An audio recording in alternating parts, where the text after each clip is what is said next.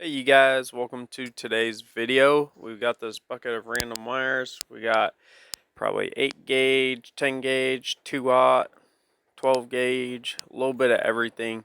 And I'm going to show you two different ways that are pretty efficient to strip these wires so you can have the bare metal, whether you're smelting it down into a furnace or you're going to scrap it at the scrap yard or turn it into jewelry. This is the first way I'm going to show you guys. I got 2 screws. I just put them in there both at an angle, one that way and then one this way. And then I put one down the middle of them.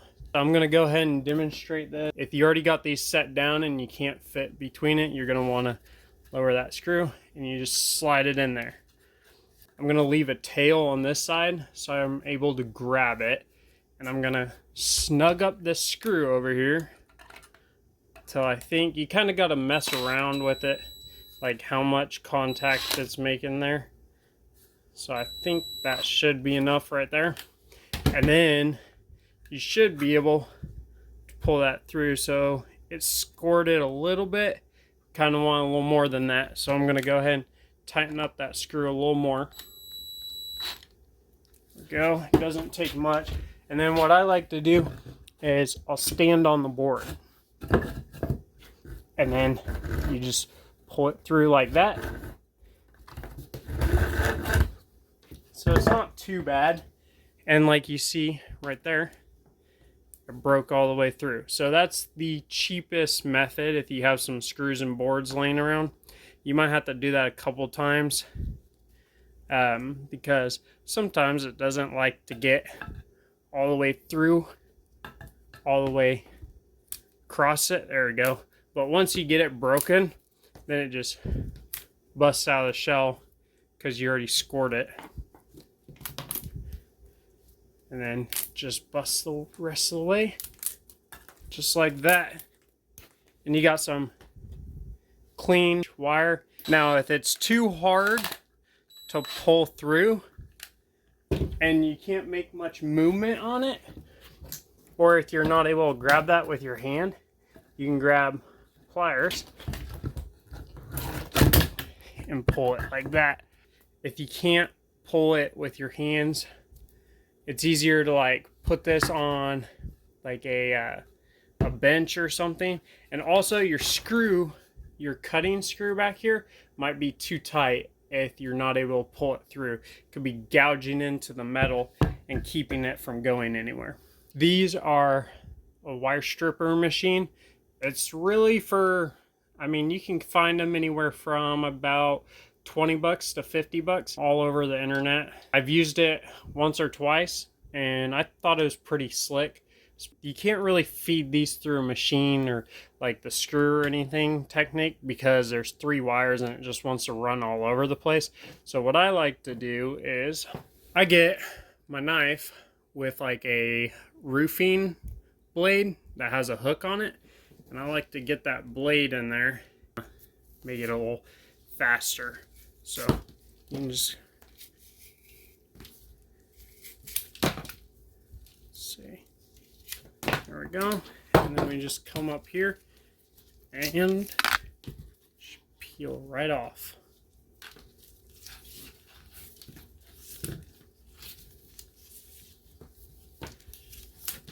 There you go. So we got our first raw copper wire there. Set that one aside because we don't have to strip that one. And then I'll show you guys on the machine stripping these. Alright, so the side they have these holes on is the way you're going to want to feed your wire in. So I like to feed my wire in and then just snug it down, make sure it's in the middle of it so that blade will cut to it. And then I kind of just guesstimate, like you can look and try and tell how much it's already cutting into it. And then once you think that's enough, you're like, okay, I think that'll cut through the insulation. Gonna go ahead. If you don't have a drill, these usually come with a little crank. I got this little drill. Also, you gotta be careful because I think I might have burned up some of my motor doing this on the drill.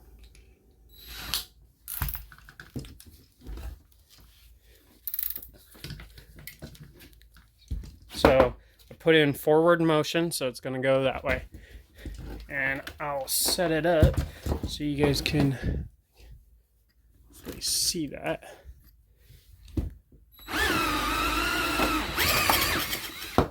Just like that. I mean, like I said, I think it's worth the 20-30 bucks because that baby stripped that fast. So I'll show you another demonstration on the black wire. This time I'm not even going to adjust it because it should be the same gauge wire. And then you get it there. Zip it out like that. And this baby should be cut. There we go. Look at that. So I definitely think it's worth it. I haven't had a problem with it slipping. If anything, like I put it too tight to where the drill didn't want to like crank it. If you like crank it down too hard and like try and get your drill going, I actually started smoking this one up. So I had to give it a break. But I'll show you now on a thicker gauge. We've got this 2 gauge wire here. The straighter you have the wire, the easier it's going to make it for the machine to suck it through. Here. And you just snug it down to where you think you're going to be cutting through that. And you can see that line. I don't think I scored that enough, so it's got to tighten it a little more. And I'm going to hold it on the ground so it doesn't move.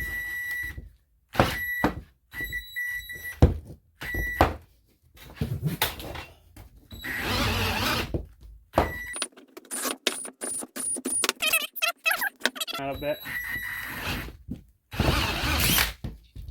See if that did the trick. Yeah, did.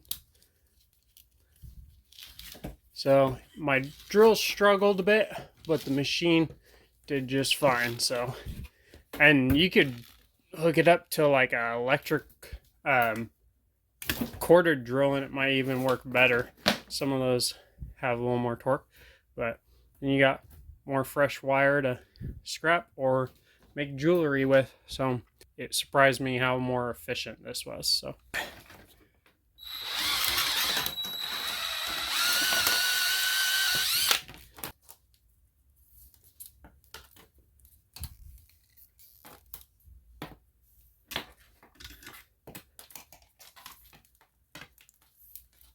you haven't already, go subscribe to the channel.